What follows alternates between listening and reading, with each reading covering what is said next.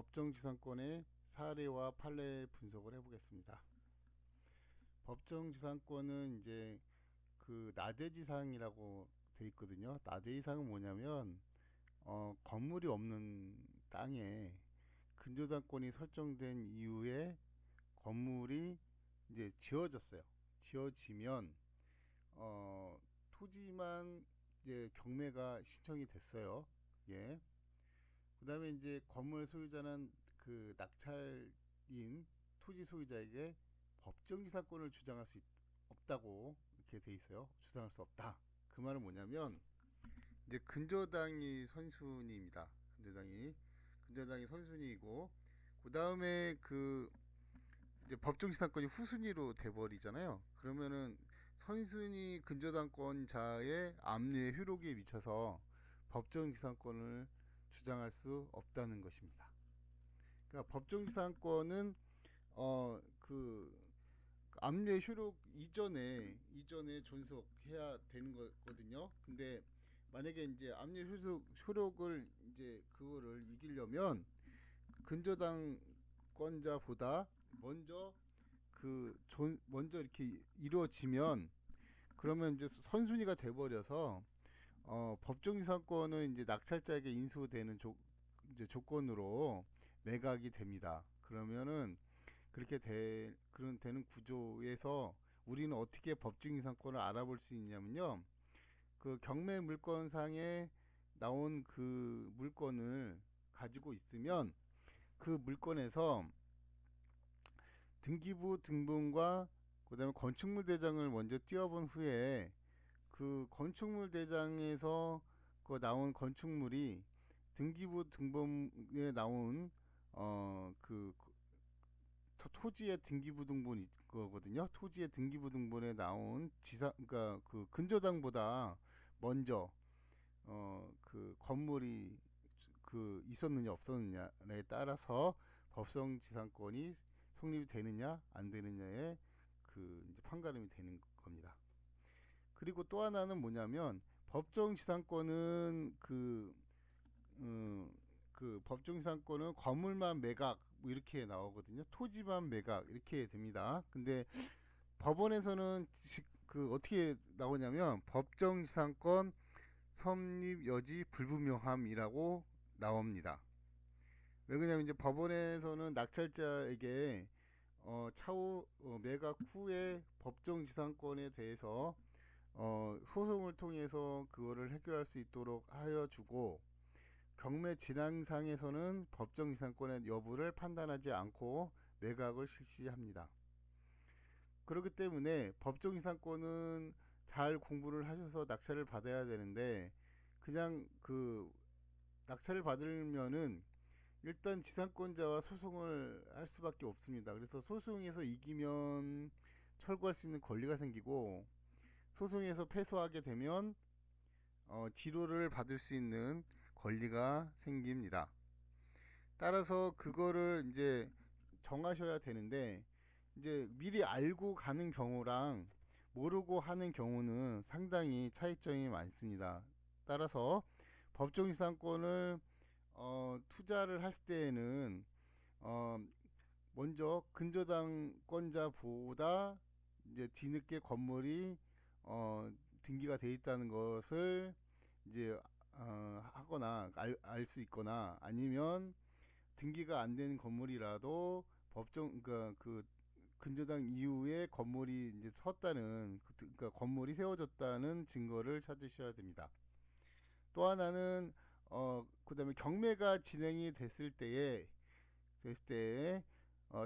토지 소유자랑 건물 소유자가 달라져 있었다라고 했을 경우에는 법정지상권이 성립이 안 됩니다.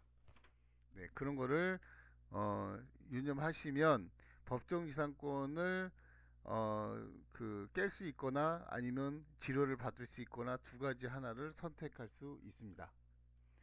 또 하나는 토지 및 구건물의 근저당권이 설정이 돼 있어요. 근데 소유자가 구건물을 이제 없애버리려고 하는 거죠.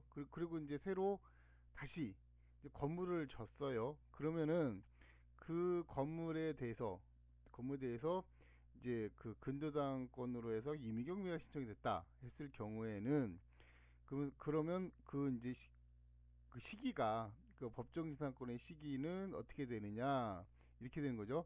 법정 시기는 구건축물이 있는 것으로 이제 시기를 잡습니다. 무슨 말이냐면 법정지상권이 성립된 후에 건물이 이제 증축 그러니까 더 올라가거나 새로 좀 이렇게 개보수해서 적거나 아니면 없는 거에서 적거나 했을 경우에는 법정지상권의 효력이 상실되지 않습니다.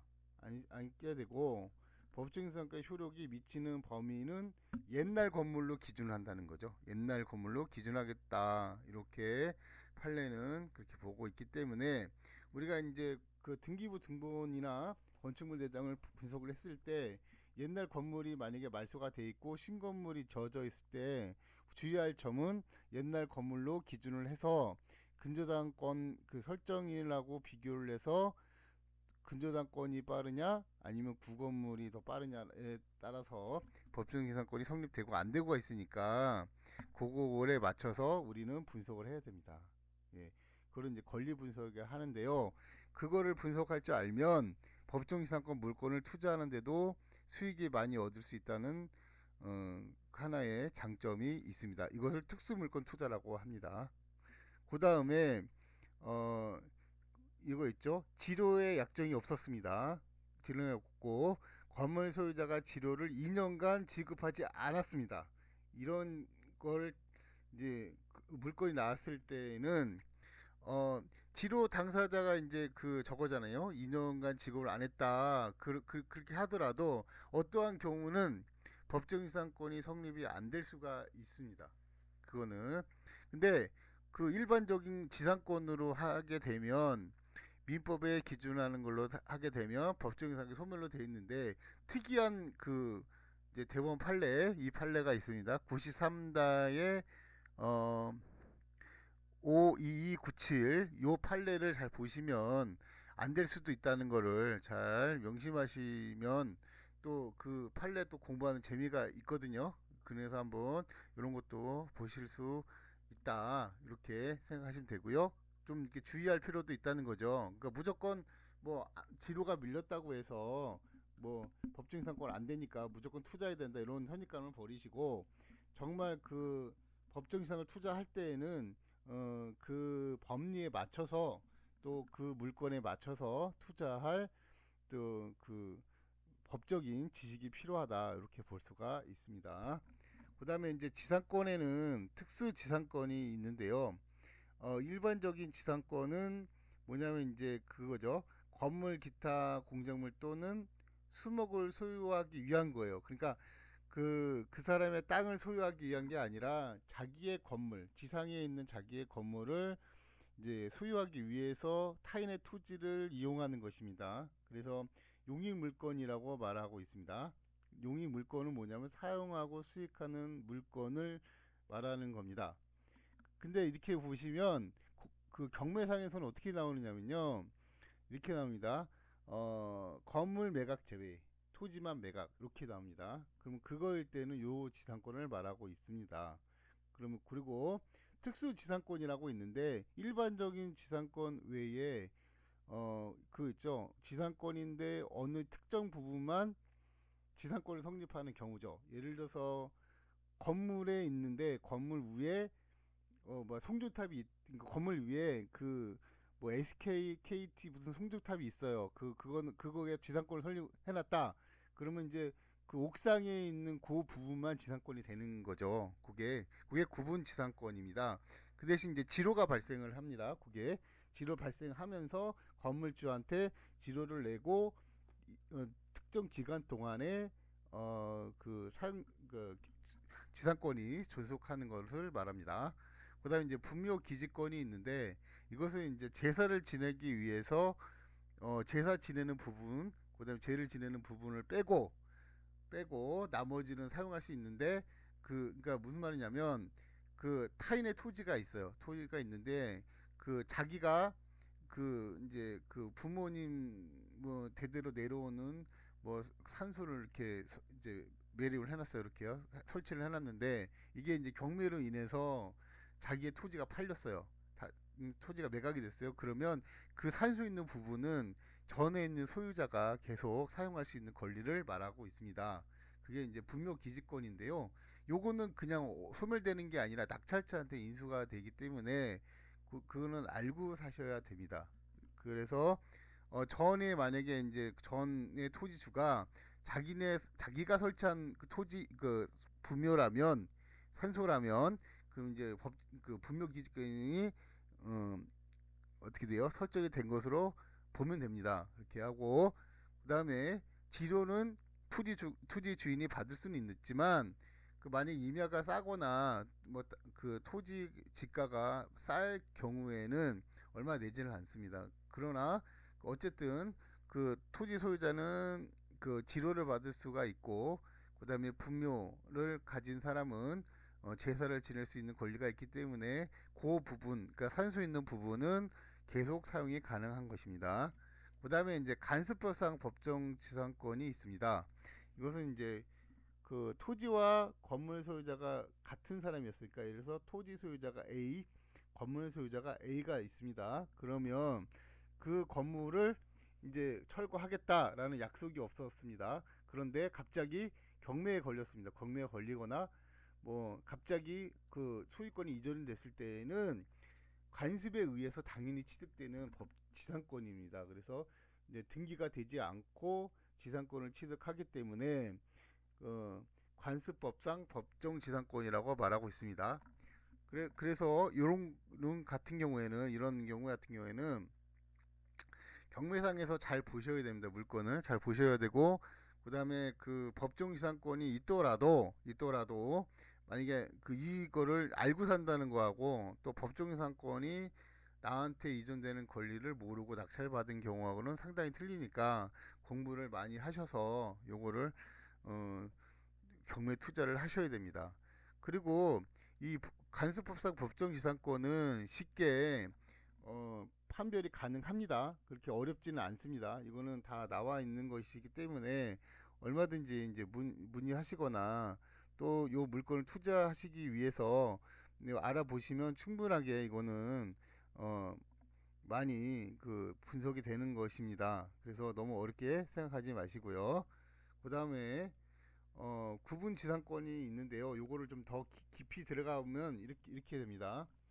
그러니까 그죠. 그냥 일반 지상권은 토지의 지표면의 평면적에 대한 권리라는 거죠. 그러니까 뭐냐면 이제 토지에 있어요. 근데 건물의 이제 면적을 사용하는 겁니다. 이렇게 그 이제 예, 내용이 그렇습니다. 그리고 이제 요게 뭐라 그럴까요? 이제 기술이 발전하고 그다음에 도시화가 되면서 공중에도 이제 권리가 있다라고 하는 법률을 1984년 4월 10일 날 규정해서 만들었습니다.